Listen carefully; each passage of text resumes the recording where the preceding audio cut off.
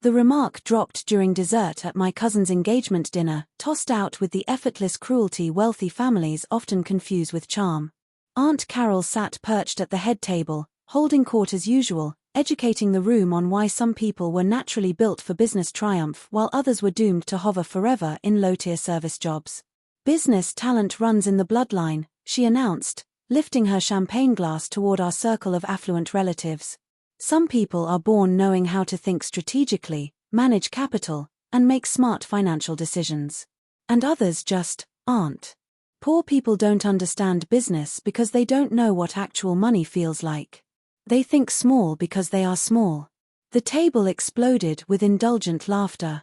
Uncle James nodded as though she were sharing ancient wisdom. Cousin Brittany leaned forward, fascinated. Even the servers, who were literally being referenced as though they were a different species, silently poured more wine and removed plates with polite detachment. Then Carol turned to me. "Take my niece Emma," she said, flashing a syrupy smile that didn't reach her eyes. "Sweet girl works very hard at her little retail job, but she could never run a business. She doesn't grasp how money really operates. Better to stick to your minimum wage shift, sweetheart, and leave the strategic thinking to the people who were born for it." The laughter that followed wasn't spiteful, just sincerely amused. My family wasn't trying to be cruel. They truly believed economic hierarchy was a natural law, like gravity or the way plants absorb sunlight. People were born into financial tiers, and trying to cross them was about as realistic as expecting a house cat to grow into a lion.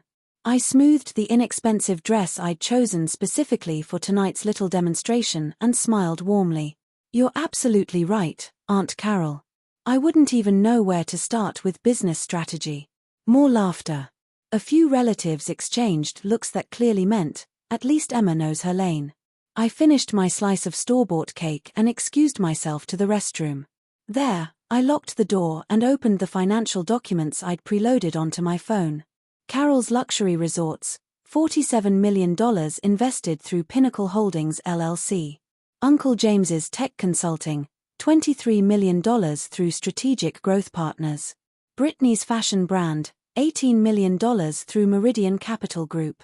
Plus smaller ventures, $162 million through 12 discrete shell companies. In total, $250 million quietly funneled into 17 different family enterprises. I returned to the party, smiling and chatting about my little retail job, all while calculating how dramatically their lives would shift Thursday morning. Wednesday night, I sat in my small apartment reviewing quarterly statements from my investment management firm. Blackstone Private Wealth had handled my assets for 8 years, ever since I inherited $50 million from my maternal grandmother and decided to explore how far intentional investing could take me. The answer was, very far. Current net worth, $640 million.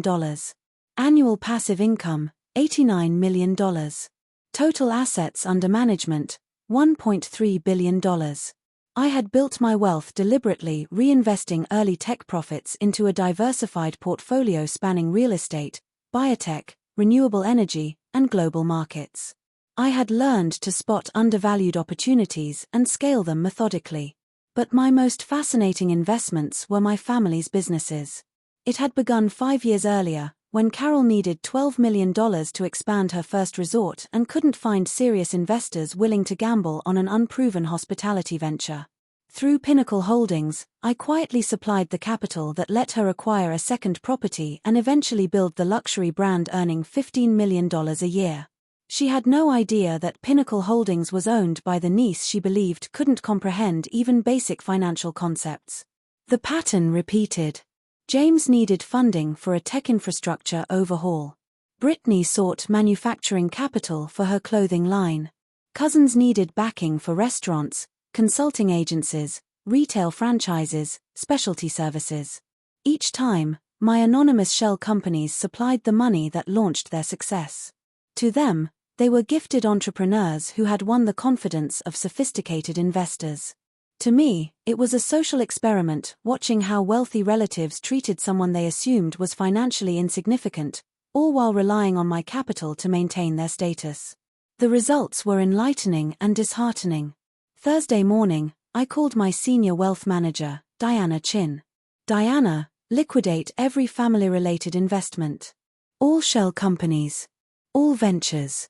Full withdrawal. She hesitated. Emma, that's $250 million spread across 17 businesses. Are you absolutely sure? I am. May I ask what changed? These investments are outperforming market averages. I stared out my apartment window. In the skyline, I could see the towers housing the businesses I had secretly propped up, Carol's corporate headquarters, James's expanding consulting empire, Brittany's fashion offices. All thriving because of funding from the relative they dismissed as clueless. They no longer align with my values, I said. Diana exhaled slowly. How fast do you want the withdrawals executed? We can phase them. Immediate liquidation. Today. Emma, immediate withdrawal will cause severe distress. Some of these businesses could go under within weeks. That's for the owners to handle. It will also affect hundreds of employees. I considered that. Carol's Resorts, 300 employees. James's consulting firm, 85 employees. Brittany's Line, 120 more. Smaller ventures, hundreds combined. Diana, I asked, what percentage earn under $60,000 a year? Approximately 70 to 80%. And how many of the owners inherited startup capital? Nearly all of them. Your family has multi-generational wealth. So the workers will bear the brunt, while the owners remain financially insulated. That's correct. Then proceed, I said. Effective immediately. The first call came at 11:32 a.m. Carol. Straight to voicemail. Emma honey, hope you're well. We're getting strange messages from some investors, and I thought maybe your retail experience could help with customer service issues. Call me back. Still patronizing. Still oblivious. The second call arrived at 1:47 p.m., her voice strained. Emma, I need to speak with you. Pinnacle Holdings just ended our partnership and is demanding full repayment, $47 million. That's not how this works. Something is wrong. Call me. By 3:15 p.m., I had 8 missed calls from various family members. Their voicemails charted the escalation from confusion to fear. James, 2:23 p.m. Emma, all our investors are pulling out today. Since you're in retail, maybe you understand customer issues better than I do, can you help? Brittany, 2:45 p.m. Emma, my investors want all 18 million back right now. I don't know what to do. Maybe your work experience could teach me how to deal with difficult customers. Even in panic, they were belittling me while begging for help. At 4:30 p.m., someone rang my doorbell. Through the peephole I saw Carol, with James and cousin Michael. They looked like they'd aged years. I opened the door. Emma, thank God, Carol blurted, pushing inside. We've been trying to reach you. James and Michael followed, humiliated yet desperate. What's going on? I asked. Carol collapsed onto my worn couch. Someone is destroying our businesses. All our major investors pulled out at once. 250 million, gone. That sounds awful, I said mildly. It gets worse, James added. Without that money, we can't meet payroll next month. We can't maintain operations. Banks are calling. Michael leaned forward. Emma, we need your help. Not financially, we know you don't have that kind of money, but you're good with customers. Maybe you can help us negotiate with the investors. I looked at them, the same people who believed I was incapable of understanding their world. What makes you think the investors are being difficult? I asked. Because they're demanding immediate repayment, Carol said. Investors don't just pull out like this unless someone orchestrated it. Why would anyone target your businesses? We don't know, Carol snapped. Maybe a jealous competitor. Maybe someone bitter about our success. I nodded slowly. Who have you talked to recently about your success? Nobody unusual, she said. Just family at the engagement party. We were discussing business aptitude. What exactly did you say? Carol shifted uncomfortably. Just general truths about who has strategic instincts and who doesn't. Specific examples? James interjected. Carol may have said that people from lower economic backgrounds can't understand strategy, and that minimum wage workers shouldn't pretend they're business thinkers. Michael murmured in agreement. I kept my expression neutral. Those sound like standard observations about economic barriers. They visibly relaxed. Exactly, Carol said. We weren't being judgmental, just honest. And you don't think your investor crisis is connected to those comments? How could it be? She asked. Nobody at that party had ties to major investment firms. I stood, retrieved my laptop, and opened my investment dashboard. I turned the screen toward them. Actually, I said, someone there has extensive connections. They stared. Investment portfolio overview, $1.3 billion AUM. Personal net worth, $640 million. Recent transactions, $250 million liquidated, family businesses. Carol whispered, What is this? My portfolio. James squinted at the numbers. This says you're worth over $600 million. Michael skimmed the transactions. These withdrawals match our company's. Carol looked up, horrified. You were the investor. All of them. Yes. Pinnacle Holdings. Strategic Growth. Meridian Capital, those were you? They were shell companies I own. You funded our businesses for years. Yes. Silence, thick, heavy, dawning. Why?